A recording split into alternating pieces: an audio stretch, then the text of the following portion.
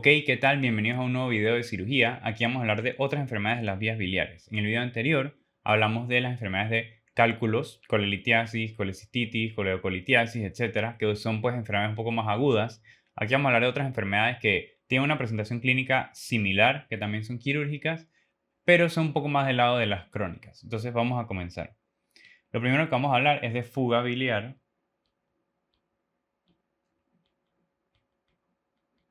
Bile leak, le dicen en inglés. Entonces, lo que pasa aquí en estos pacientes es que son pacientes que tuvieron una colecistectomía previa. Puede ser, por ejemplo, el caso de que tuvo una colecistitis, coleocolitiasis, cualquiera. Y entonces le quitaron la vesícula biliar. Aquí está el resto del sistema. Aquí es donde entraba la vesícula biliar, ducto pancreático, etc. Entonces, ¿qué es lo que pasa? Aquí el paciente se presenta días o bueno, un tiempo después, se va a presentar con fiebre, con dolor abdominal y puede tener ascitis biliosa. Ascitis pues con contenido de bilis. Y entonces aquí básicamente lo que pasa es que probablemente donde pusieron las suturas o por algún lado está saliendo bilis y la bilis está cayendo hacia el peritoneo. Entonces, bueno, eso causa inflamación, etc. Aquí la parte del diagnóstico va a ser confirmar que la bilis está saliendo de esta vía de acá. Entonces la única forma de confirmarlo es con un examen HIDA-scan, HIDA, o por su otro nombre es colangiografía. Lo mismo que expliqué en el video anterior, meto contraste de forma retrógrada, lo meto, y entonces si está habiendo fuga del líquido biliar, entonces va a salir el contraste por donde está la parte de la fuga, pues. Y entonces el tratamiento aquí sería quirúrgico. Es decir, si tengo acúmulo de algún líquido, por ejemplo en el peritoneo, etcétera, drenarlo. Y lo otro que puedo hacer para tratarlo es también CEPRE. Puedo ponerle atrás de CEPRE un stent y entonces así cerrar la fuga. Entonces eso sería con fuga biliar. Luego vamos a hablar de disfunción del esfínter de Oddi.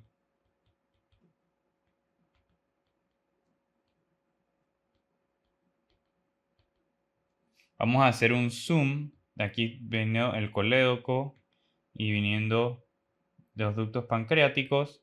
Y entonces acá entran al intestino. Y esto azul sería el esfínter de Oddi. Ok, ¿qué es lo que va a pasar aquí? Esto va a ser un síndrome muy similar a coleocolitiasis. Es decir, voy a tener un paciente que me va a llegar, probablemente tenga dolor en cuadrante superior derecho, similar a colecistitis, coleocolitiasis, etc. Es posible también que este paciente tenga elevación de las enzimas hepáticas. Digo, si se contrae demasiado el esfínter de Oddi, hace lo mismo que una coleocolitiasis, es más, aumenta la presión aquí, incluso puede haber un aumento del diámetro del colédoco.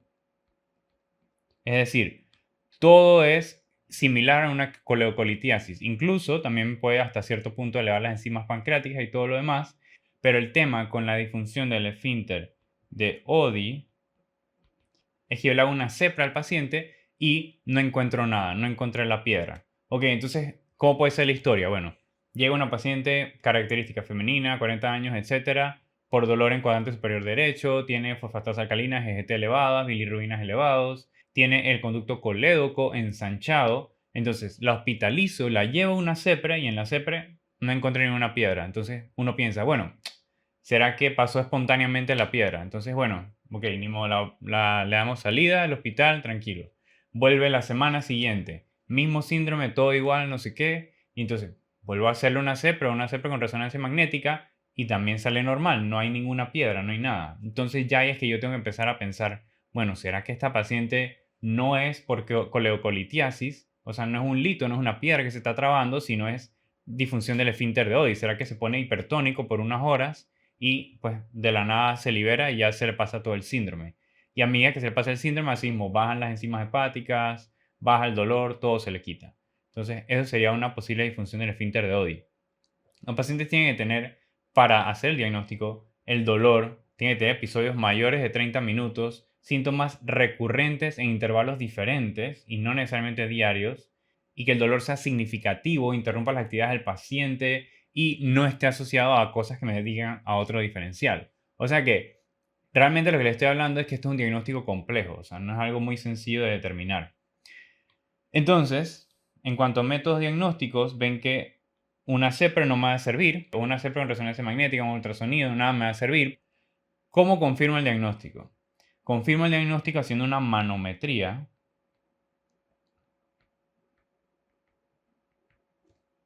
del esfínter de Oddi.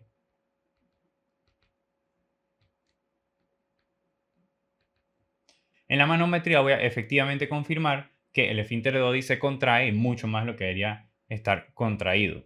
En el tratamiento va a depender del tipo. Hay, bueno, 3 tipos de disfunción del esfínter de Oddi. Tipo 1, donde hay dolor, enzimas hepáticas alteradas y ducto colédoco ensanchado.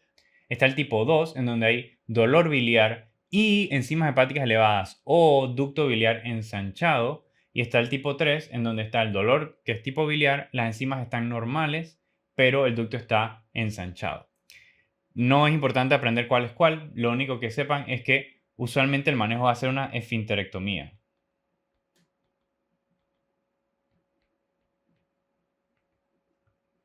Ok, entonces siguiendo con otros síndromes que existen, vamos a empezar a hablar de los cánceres. Primero, hay un cáncer que es bien raro, que es cáncer de la ámpula de Vater o ampolla de Vater. Aquí, ¿qué es lo importante? Lo importante es que es raro. O sea que si lo sospecho es cuando ya descarté todo lo demás. Bien importante. Lo segundo, ¿qué es lo que pasa en estos pacientes? Mismo dibujo, todo similar. Entonces, cuando va a entrar a la parte del intestino, aquí en la ámpula de Vater hay un cáncer. Y este cáncer crece, crece, crece, crece. Y entonces es así. Realmente los cánceres para causar la obstrucción no tienen que ser muy grandes. Entonces no son tan evidentes y también son relativamente difíciles de encontrar. ¿Qué es lo que voy a tener? ¿O qué sería lo característico? Bueno, todo lo que es de colestasis, o sea, el dolor, las enzimas hepáticas, posiblemente las enzimas pancreáticas también, pero lo característico que lo va a diferenciar es que, uno, voy a tener sangre oculta en heces.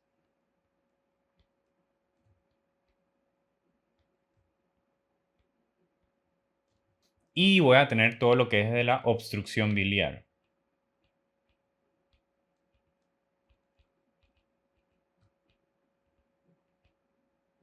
Entonces, claro, lo primero que uno hace cuando alguien tiene sangre oculta es una colonoscopía, buscando un cáncer de colon, que es lo más común, y este paciente la colonoscopia va a salir negativa. Entonces, el diagnóstico, ¿cómo lo voy a hacer? Lo voy a hacer con una endoscopía más biopsia.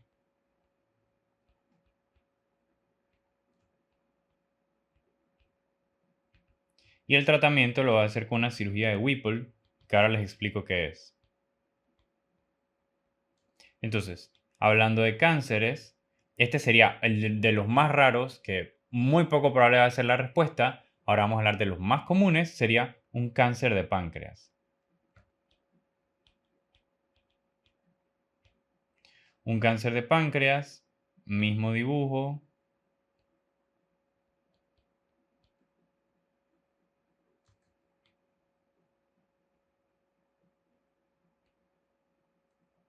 Asumiendo que este es el páncreas. Lo que pasa en los cánceres, bueno, dependiendo de dónde es el cáncer de páncreas, porque si es en la cola, pues realmente el cáncer es usualmente asintomático y estos cánceres usualmente se manifiestan más que todo al final con pérdida de peso y síntomas pues más inespecíficos. Y ya cuando está masivo, muy grande y metastásico es que ya da síntomas.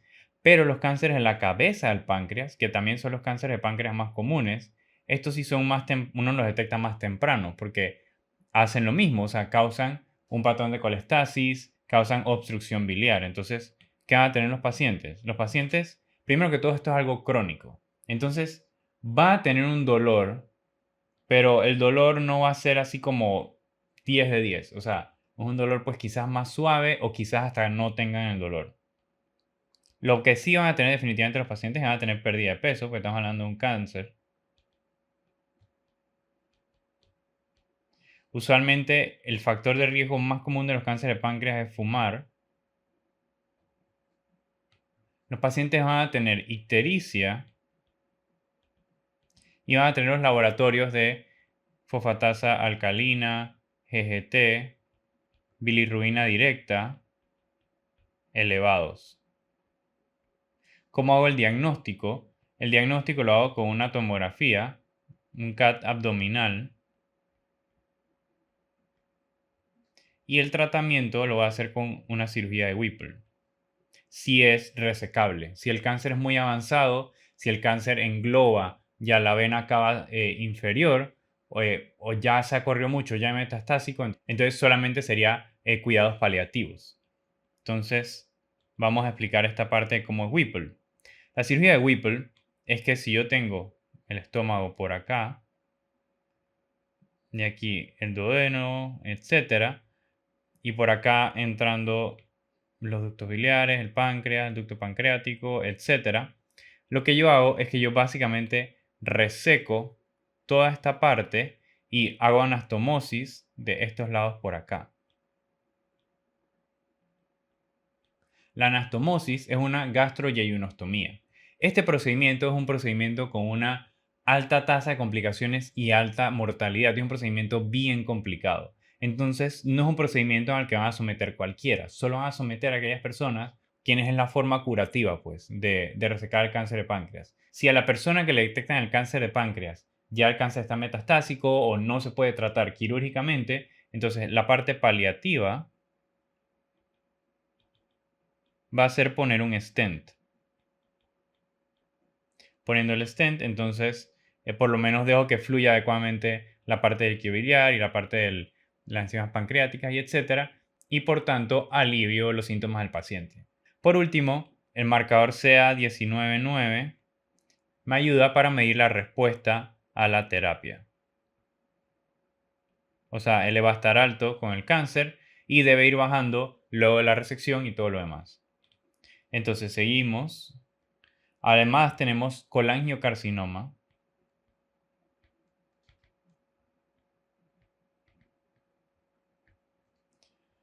Volviendo a la parte del dibujo, vamos a decir que este es el cístico para no hacer todo el dibujo.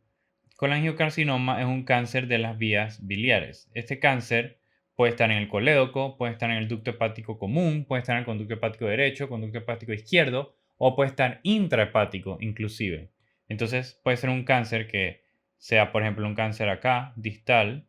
Puede ser un cáncer que crezca por acá y en algún punto me pueda obstruir el cístico o el colédoco, etcétera. O incluso hay un tumor que se llama tumor de Klatskin, que es un colangiocarcinoma cuando crece en la bifurcación del conducto hepático derecho y conducto hepático izquierdo. También puede estar intrahepático. Entonces, colangiocarcinoma es cualquiera de todos esos. ¿Qué es lo que van a tener los pacientes? Bueno, primero en cuanto a los factores de riesgo de los colangiocarcinoma, va a ser dos. Uno, pacientes asiáticos, especialmente del sureste asiático, que están en riesgo por Clonorchis sinensis o Opistorchis viverrini.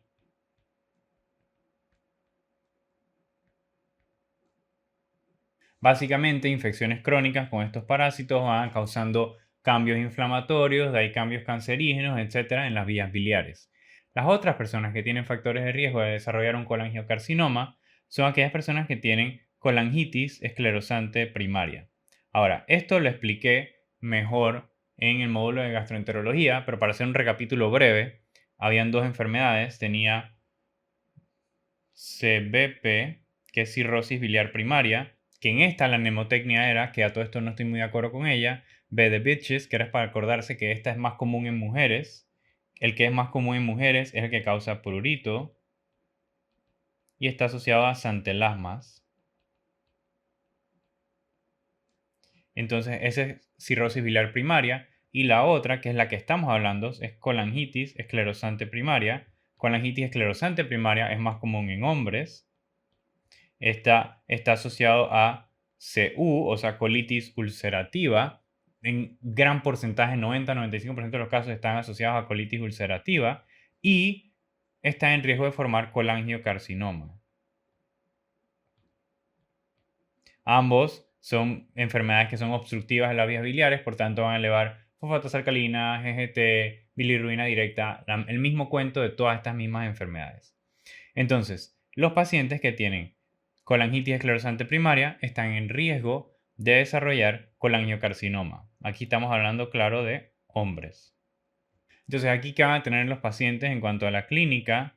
Bueno, lo más importante es que le digan la parte de los factores de riesgo, porque así es como uno va a poder identificar qué cáncer es. Especialmente la parte de colangitis esclerosante primaria ya me da muchísimos tips. Los pacientes van a tener pérdida de peso. Los pacientes van a tener especialmente ictericia. Fosfatasa alcalina va a estar elevada. Y entonces el diagnóstico yo lo voy a realizar con una colangiopancreatografía con resonancia magnética. Así determino dónde están las lesiones y tomo biopsia de las lesiones con una CEPRE.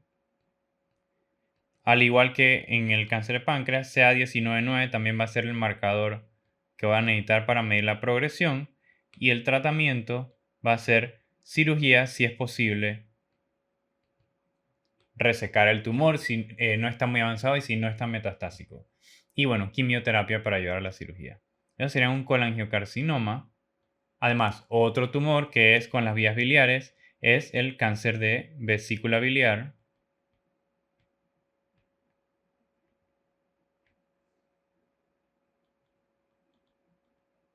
En cuanto al cáncer de vesícula biliar, básicamente es un paciente que tiene un dolor en cuadrante superior derecho constante. El paciente puede o no tener ictericia. Y digo puede o no porque haría ictericia una vez que el tumor hace metástasis hacia el hígado. Entonces, estos se los van a sugerir en el caso clínico si le dicen que el paciente tiene una vesícula biliar palpable. O la otra forma de sugerírselo es si el paciente tiene una radiografía de abdomen por alguna otra razón y tiene vesícula en porcelana.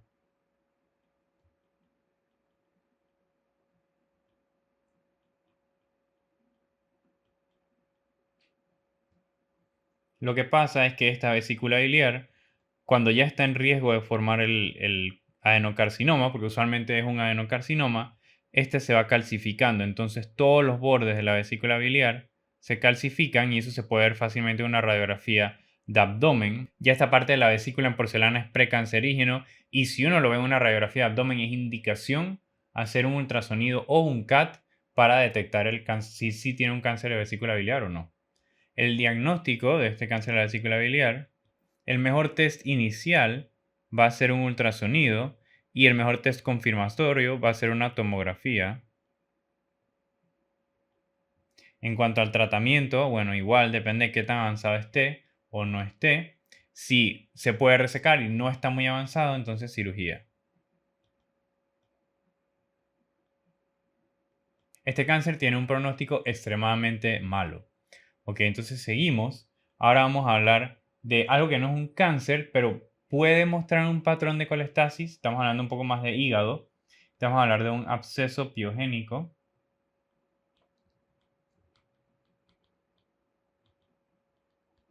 Hepático.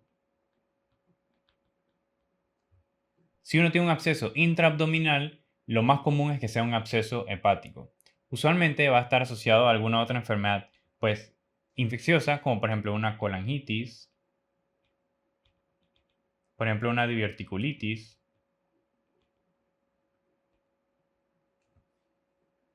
La clínica va a ser inespecífica, va a tener fiebre, dolor abdominal.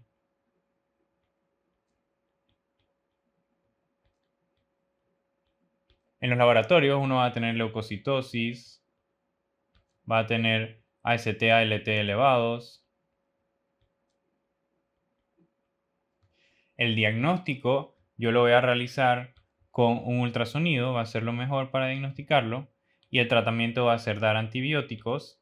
Y en los antibióticos usted debe considerar que son antibióticos que curan patógenos intraabdominales, pipetazo, por ejemplo, piperacilina tazobactam, ampicilina sulbactam, ampicilbactam, un carbapenem, o ciprofloxacina y metronidazol. Todos esos funcionan. Y lo otro va a ser aspirar el absceso.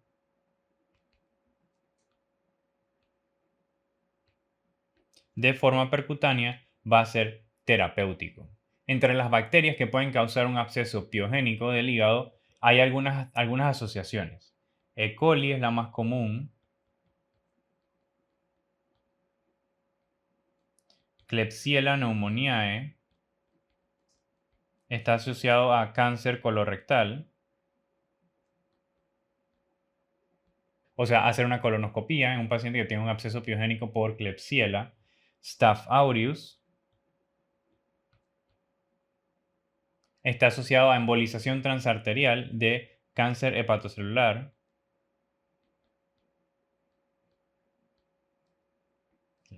Y un punto aparte, por eso lo voy a poner con un asterisco, va a ser entamoeba histolítica.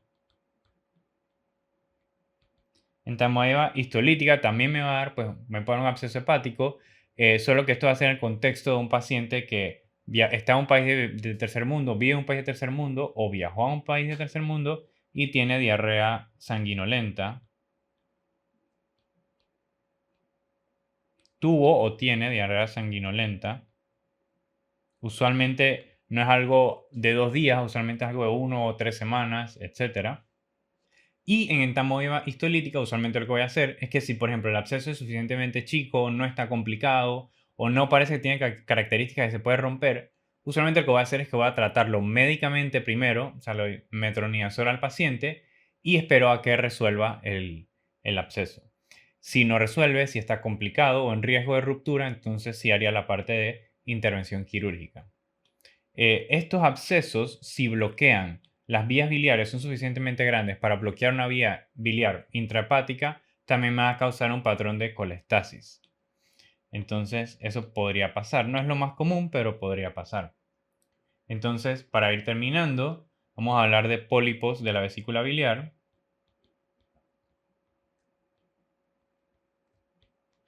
Bueno, en cuanto a los pólipos, un pólipo es un pólipo donde sea. Básicamente es un crecimiento hacia afuera en un lado de la vesícula biliar y el manejo va a depender del tamaño. Si el tamaño es menor a 5 milímetros, no hago nada. El tema es que mientras más grande, más probabilidad de que haya un cáncer ahí, o sea, un cáncer. Entonces, si es entre 6 y 9 milímetros, voy a vigilarlo, por ejemplo, con ultrasonidos anuales, y si el pólipo crece, entonces lo retiro quirúrgicamente. Si el pólipo es entre 10 a 20 milímetros, lo trato como si posiblemente fuese maligno, así que hago una colecistectomía laparoscópica.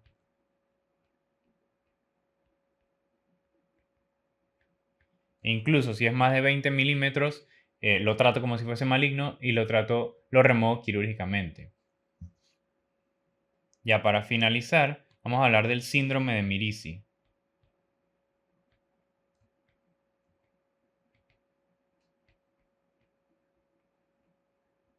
Síndrome de Mirizi es una complicación de una colecistitis. Básicamente tengo aquí la vesícula biliar, conducto cístico, por aquí viene el hepático común y acá abajo el colédoco. Entonces, aquí lo que pasa es lo mismo, una piedra obstruye como una colecistitis normal, solo que esta piedra, por la configuración anatómica o la proximidad o etcétera, también termina obstruyendo aquí el conducto hepático común. Entonces, me causa los hallazgos de una colecistitis más obstrucción biliar.